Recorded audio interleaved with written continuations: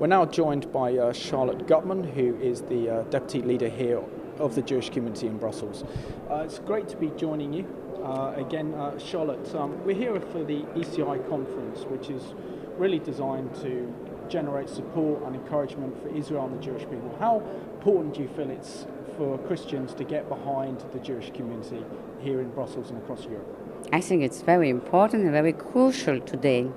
That's why, as the president of ORT in Belgium, an NGO, non-sectarian NGO in education and vocational training, I decided to take a stand at the Festival of Peace that was organized by Jews and Christians together.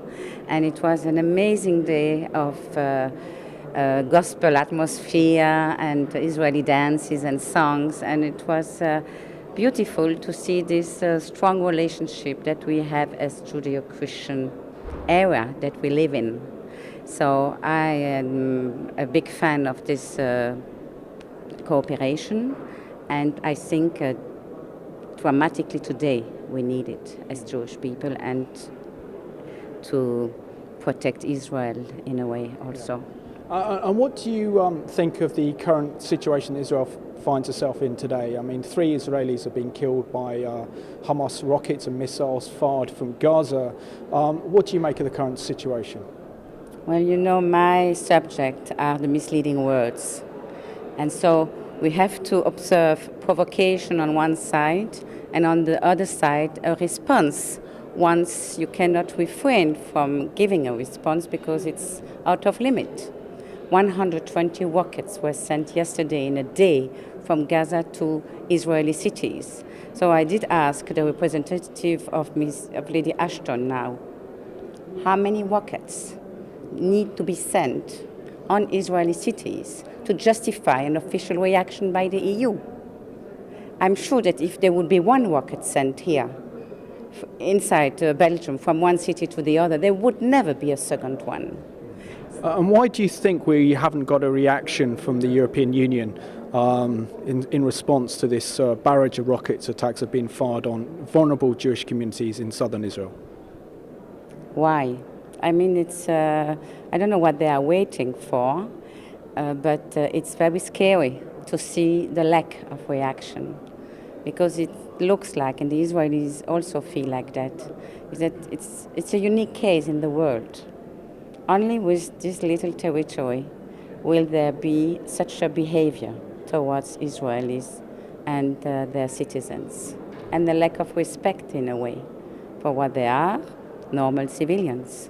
And the provocation that leads into responses are misleading in a way because the press will report about it like victims on one side, the provokers, and aggressors on the other side, just the ones who cannot refrain from reacting any longer and who are considered as aggressors. And they are trying to defend their citizens and their territory.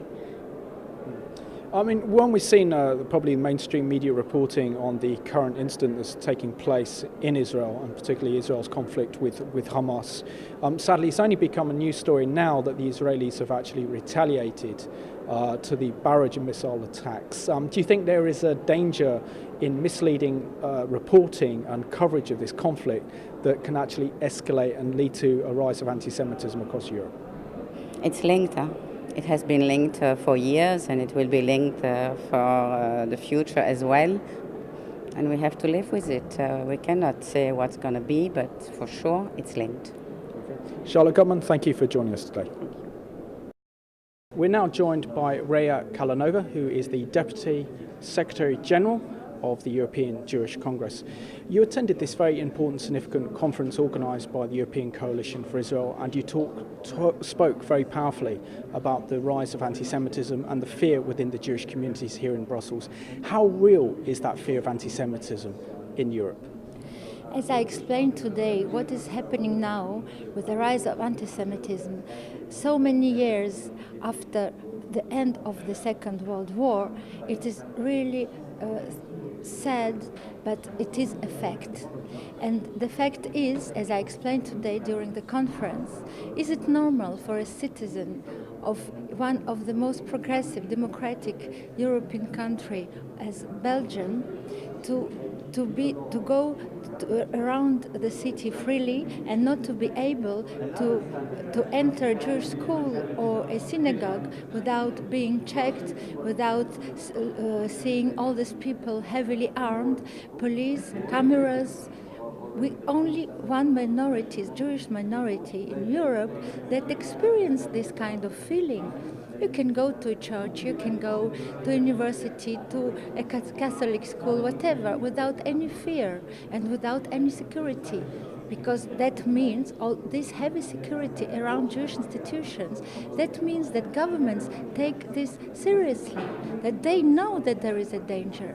And we have to protect our kids that ask us why other kids are not protected, why around our schools there are all these heavy armed soldiers. And I think that we cannot sleep quietly until this phenomenon doesn't stop. We would also like to enter our Jewish institutions without fear. Absolutely. And how do you feel here attending this conference, knowing there are so many Christians that are standing in solidarity with Israel and the Jewish people across Europe at this time? I told already today to Thomas Sandel when I thanked him for inviting me, I had such a wonderful feeling today. You know, I came here tired, sad, had some difficult encounters today, and I felt like a wave of positive energy just around me, of so many friends looking at me with friendly eyes, and I thought to myself, we will overcome. It will be okay because we have so many wonderful friends in the Christian community of Europe and all around the world that we will overcome, because I met people who realize that the problems that Jews feel are problems of all democratic countries, of all democratic populations, that all the problems in history very often began with Jews, but after other populations suffered, and maybe even more. During the war, we know that 6 million Jews perished, but how many non-Jews perished? Much more. The figures are powerful and talk for themselves. Tens of millions perished, and that is why this solidarity and this comprehension of the problems, I had a wonderful feeling today, and I have no words to thank all our Christian friends for this solidarity and for this friendship. Thank you very much. Thank you.